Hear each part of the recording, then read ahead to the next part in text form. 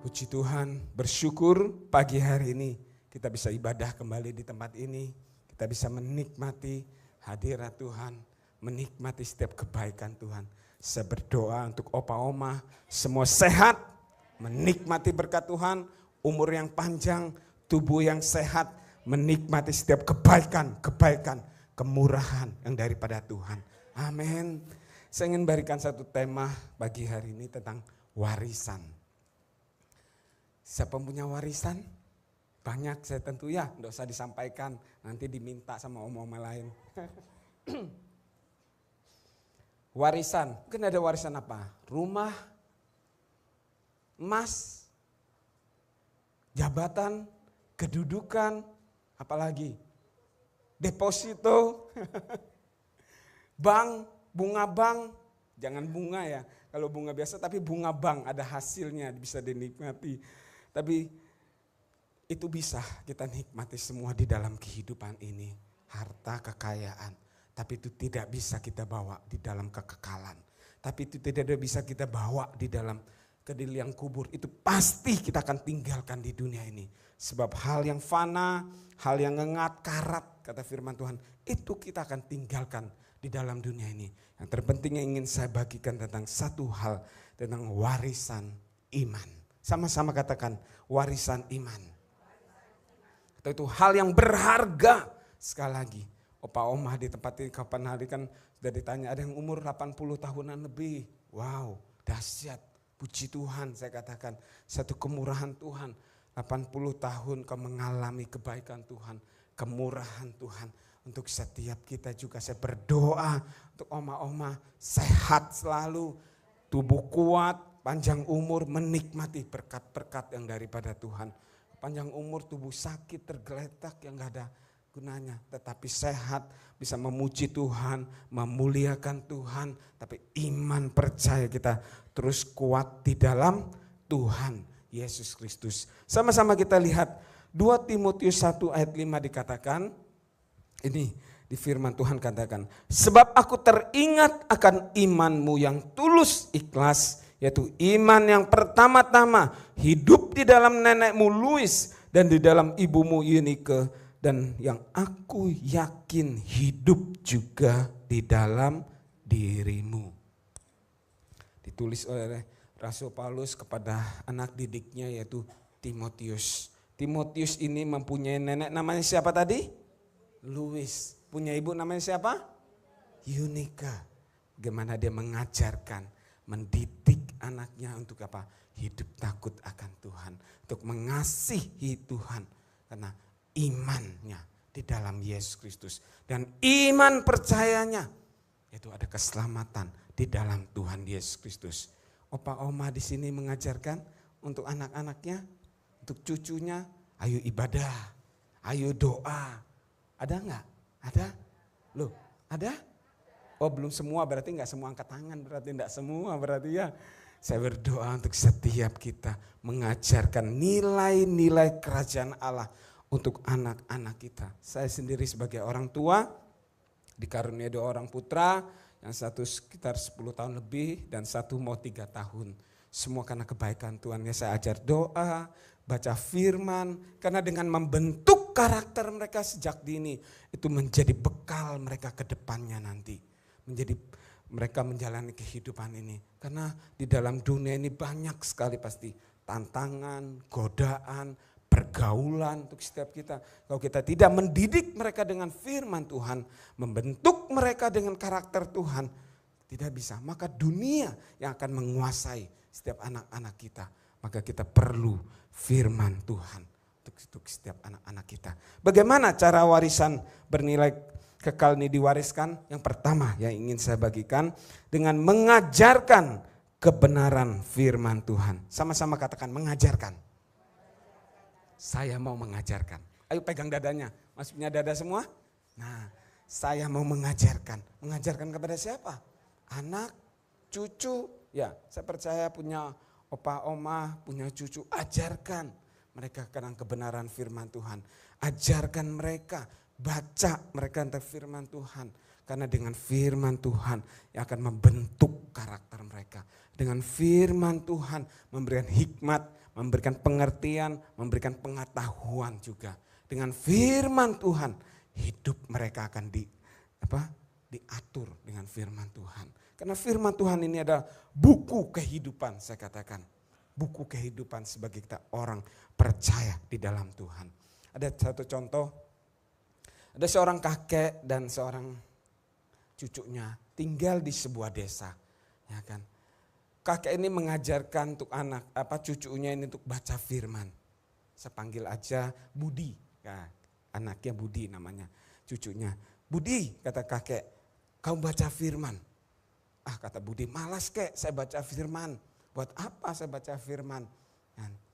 Nggak ada gunanya. Terus, ya Budi, sekarang kamu gini, ambil satu keranjang arang ini, keranjang arang, kamu ambil air.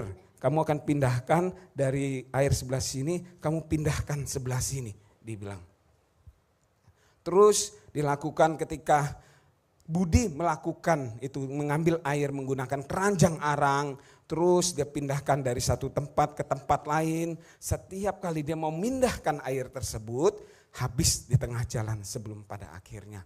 Begitu juga dia lakukan, terus sekali lagi dia coba, kok nggak bisa sampai tempatnya ya. Air tersebut tidak bisa terisi. Dia kembali kepada kakeknya. Kek, capek saya, nggak ada hasilnya. Dia bilang gitu. Saya melakukan itu semua, tidak ada hasilnya. Saya melakukan itu semua karena mereka hidup di desa, mereka melakukan kakek memberikan ilustrasi itu kepada cucunya Budi. Budi protes kepada kakeknya. Capek saya kek, nggak ada hasilnya, buat apa? Orang keranjang arang kok diisi air gitu kan. Tapi kakeknya menjelaskan, coba kamu lihat di keranjang itu tersebut. Awalnya keranjang itu kotor, awalnya keranjang itu hitam awalnya. Tetapi ketika kamu diisi air terus menerus, akhirnya keranjang itu bersih jadinya. Bersih ya. Meskipun kamu belum sampai pada akhirnya, tapi keranjang itu sudah bersih. Coba kamu lihat setiap kamu berjalan memindahkan air tersebut, kamu jatuh di dalam ke tanah, kamu lihat coba tumbuh-tumbuhan yang jatuh di tanah. Mereka bertumbuh, ada berbunga, ada hasilnya. Makanya kakek itu mengajarkan, begitu juga firman Tuhan. Dengan firman Tuhan, dengan memiliki kita hubungan dengan Tuhan. Firman Tuhan yang membersihkan juga kehidupan kita. Firman Tuhan juga mengajar, mendidik kita, menyatakan kesalahan untuk setiap kita. Makanya baca firman Tuhan. Sini yang sering baca firman Tuhan ada? Ada? Wah, belum semua. Berarti harus baca firman Tuhan. Saya percaya dengan firman Tuhan, dia firman yang hidup dan berkuasa, dapat menolong setiap kita. Mungkin ada masalah pagi hari ini, datang kepada Tuhan. Segala perkara dapat kutanggung di dalam Dia yang memberikan kekuatan kepadaku. Mungkin tubuh kita yang lemah, oleh bilur-bilur Yesus aku disembuhkan. Mungkin yang kekurangan, Dia Bapa yang kaya, Dia Gembala yang baik untuk setiap kita. Dia tidak pernah meninggalkan kita sedetik pun. Amin.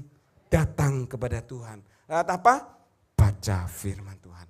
Kalau kita tidak pernah baca firman Tuhan, bagaimana kita tahu isi hati Tuhan mau berbicara kepada setiap kita? Maka kita perlu firman Tuhan untuk menerangi setiap langkah dalam kehidupan kita. Baik perkataan kita juga. Jadi perkataan jadi berkat bagi anak-anak kita, bagi cucu-cucu kita, ya kan?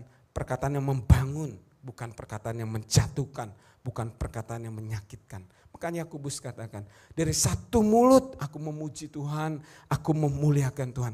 Jangan dari satu mulut juga aku mengutuk manusia yang diciptakan Tuhan. Jangan sampai demikian. Kalau kita mengutuk manusia sama juga kita menghina pencipta kita. Ya, makanya pergunakanlah kata-kata yang baik, kata-kata yang membangun. Sehingga nama Tuhan dipermuliakan lewat kehidupan kita. Dan yang kedua, bagaimana cara kita mewariskan hal yang bernilai ini, yaitu menjadi teladan. Sama-sama katakan, menjadi teladan. Saya mau menjadi teladan. Amin. Coba pegang dadanya, mungkin punya dada. Saya mau menjadi teladan. Ya, teladan. Nang apa? Menghidupi nilai-nilai kerajaan Allah. Teladanan apa? Perkataan, perbuatan kita, ya kan? Hidup rukun sama-sama dalam keluarga, sebagai opa, oma, sebagai orang tua harus hidup rukun. Di mana ada kerukunan, di situ ada berkat Tuhan yang tercurah. Amin. Ada satu kisah. Saya asal dari Kalimantan Barat, ada si Acong dan si Afat. Ya. Si Acong kelas 4 SD ketika disuruh gurunya maju ke depan untuk hafal Pancasila. Wah, si Acong dengan cepat dan tanggapnya. Baik Pak Guru, Pancasila katanya. 1, ketuhanan yang Maha Esa. 2, kemanusiaan yang adil dan beradab. 3, tiganya macet si Acong. 3-nya macet dia. 3. Ayo Pak Guru, kata Pak Guru. Ayo Afat, ayo Acong, cepat. Ayo Acong. Terus ada Afat di belakang, di tangannya begini. Gini terus, gini. Kompak, Persatuan Indonesia. Ya. Terus kata Pak Guru, diam, biarin Acong sendiri. Katanya kan. Terus, Persatuan Indonesia. Terus diam, ayo Acong cepat. Terus Acong melihat tangannya Afat begini. Terus Acong dengan suara kerasnya, Indonesia kompak katanya. Nah, di mana ada kekompakan, di mana ada kerukunan, di situ Tuhan mencurahkan berkatnya. Ketika keluarga rukun, ketika ada keluarga yang kompak, gerejanya akan kuat, Indonesia juga pasti akan kuat. Ya, kalau timbul perpecahan, tidak bisa akan kuat di dalamnya. Amin. Ya, bagaimana kita mengajari untuk setiap anak-anak kita itu nilai-nilai kerajaan Allah.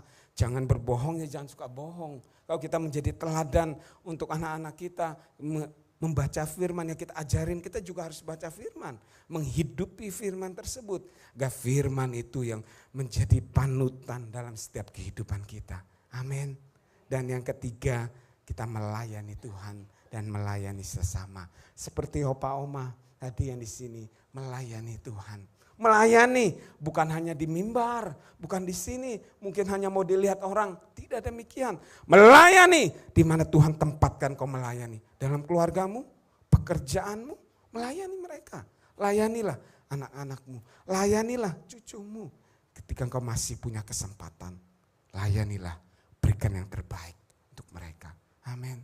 Karena waktu ini terus akan berjalan, Kita tidak tahu kapan Tuhan panggil setiap kita. Ketika Tuhan berikan kesempatan kita bisa melayani, masih tubuh kita sehat, tubuh kita kuat, layanilah. Amin. Saya ditinggal oleh papa saya dan mama saya. Mereka sudah dipanggil Tuhan. Puji Tuhan, sebelum mereka dipanggil Tuhan, mereka terima Tuhan Yesus sebagai Tuhan dan Juru Selamat. Sebelumnya mereka bukan anak Tuhan. Tapi papa saya semasa hidupnya, ya puji Tuhan waktu itu juga dibaptis sebelum papa meninggal. Saya seringkali berikan untuk papa saya makan bubur kodok. Kalau saya asal dari Singkawang, ada namanya bubur kodok. Saya sajikan kepada papa saya setiap malam minggu. Saya datang kepada papa saya berikan. Papa saya sampaikan, Fat, papa bisa menikmati sekarang makanan ini, manis asinnya bubur ini. Tetapi ketika papa meninggal nanti, kamu taruh banyak makanan altar di depan altar papa. Papa tidak bisa menikmati itu semua. Itu akan tidak bisa menikmati. Itu akan ditinggalkan. Makanya selagi masih ada waktu dan kesempatan, layanilah keluargamu, istri, anak-anakmu yang punya suami, opa, oma, layanilah keluargamu. Di mana Tuhan tempatkan kau melayani di gereja, layanilah Tuhan dengan segenap hatimu, segenap jiwamu, dengan segenap kekuatanmu. Ada upah yang Tuhan berikan bagi setiap orang-orang yang setia di dalam Tuhan. Amin. Layanilah keluargamu selagi masih ada waktu dan kesempatan. Kapan waktunya? Setiap kita dipanggil Tuhan kita tidak ada yang tahu. Tetapi ketika dipanggil Tuhan ada buah, ada hasilnya yang sudah dinikmati. Buah yang manis dinikmati oleh keluarga kita. Amin. Saya ingin memberikan 2 gambaran. Tempat ini pada tahun 1900 diadakan 2 survei terhadap 2 orang dengan keturunan yang sama-sama tinggal di New York, hidup di abad 18. Yang pertama, di sini Jonathan Edward. Ia mengasihi Tuhan dengan segenap hatinya, ia hidup takut akan Tuhan, dan juga seorang pengkhotbah kebangunan rohani di abad 18. Dia mempunyai 1000 keturunan lebih. Yang pertama yaitu apa? 13 orang menjadi rektor. Wow, dahsyat ya. 65 orang menjadi profesor.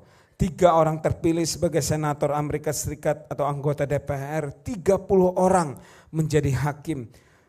100 orang menjadi pengacara. 75 orang menjadi perwira militer. 100 orang menjadi pendeta. 60 orang menjadi penulis terkenal, penulis buku terlaris.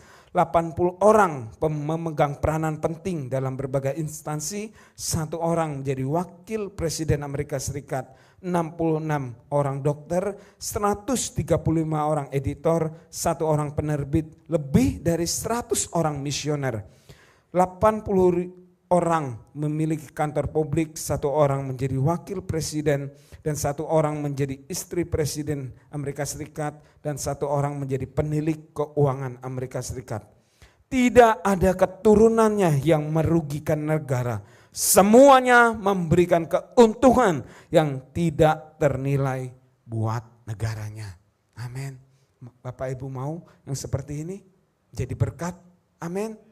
Amin. Mana tangannya? Amin. Ya, amin. Jangan sampai yang kedua. Dikatakan dengan seorang tokoh dengan nama Max Jokes. Seorang ateis, seorang tidak takut akan Tuhan, ia tidak beriman pada Tuhan dan hidupnya tidak mempunyai prinsip, ia tidak percaya Tuhan. Dia tidak pernah juga datang ke gereja, ia tinggal di New York dan dia menikah dengan seorang istri juga yang tidak takut akan Tuhan. Mereka tidak pernah membawa anak-anaknya mereka untuk ke gereja.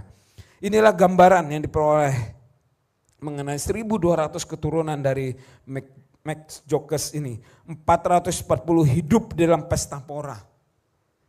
310 menjadi gelandangan dan pengemis, 190 orang pelacur, 130 orang narapidana, 100 orang menjadi pencandu minuman keras, 60 orang menjadi kebiasaan mencuri, 55 orang menjadi korban pelecehan seks, 7 orang menjadi pembunuh.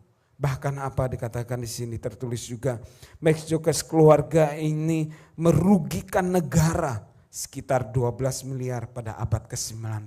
Bukan memberikan kontribusi yang baik, tetapi merugikan negara. Keluarga itu ada di tangan kita. Kita sebagai orang percaya. Keluarga saya katakan yang Tuhan bentuk untuk setiap kita. Kau sebagai imam, jadi sebagai kepala keluarga, kau punya otoritas. Kau sebagai istri, kau menjadi penolong, pendamping. Untuk apa? Dalam keluarga mendoakan mereka. Maka keluarga ini pilihan kita. Mau keluarga kita baik atau keluarga kita yang jahat. Kan ditentukan oleh kita. Tuhan memberikan kehendak bebas untuk setiap kita. Kalau keluarga kita baik, maka ada berkat Tuhan. Kalau keluarga kita jahat, maka ada konsekuensi. Ada akibat yang harus kita tanggung. Sehingga apa? Nama Tuhan dipermuliakan. Lihat kehidupan kita. Saya percaya untuk setiap kita keluarga-keluarga yang diberkati oleh Tuhan. Mewariskan nilai-nilai kerajaan Allah dalam kehidupan kita. Saya tutup dengan satu ayat firman Tuhan. Di Mazmur 37 ayat 25 sampai 26 dikatakan di sini. Dahulu aku muda, sekarang telah menjadi tua, tetapi tidak pernah kulihat orang benar ditinggalkan. Sebentar, saya ingin kita baca sama-sama ayat firman Tuhan ini. 1, 2, 3. Dahulu aku muda, sekarang menjadi tua, tetapi tidak pernah kulihat orang benar ditinggalkan, atau anak cucunya meminta-minta roti. Tiap hari ia menaruh belas kasihan dan memberi pinjaman, dan anak cucunya menjadi berkat. Amin. Apa Oma mau menjadi berkat? Amin. Ya, setiap kita harus menjadi berkat bagi banyak orang. Lewat apa? Ya kita memberikan warisan iman yang amat berharga. Bukan hanya untuk sekarang ini, tetapi untuk hidup juga di dalam kekekalan nanti. Kita bisa mendidik, membawa mereka untuk ibadah, untuk baca firman Tuhan. Tetapi iman percaya kita juga setia nanti sampai kepada kekekalan nanti. Masuk dalam kerajaan Allah, masuk ke dalam rumah Bapa di surga untuk setiap kita. Tuhan memberkati, saya berdoa untuk setiap kita opa-oma setia sampai pada akhirnya. Sekali Yesus, tetap Yesus. Sekali mengasihi Yesus, tetap mengasihi Yesus. Tuhan memberkati setiap kita.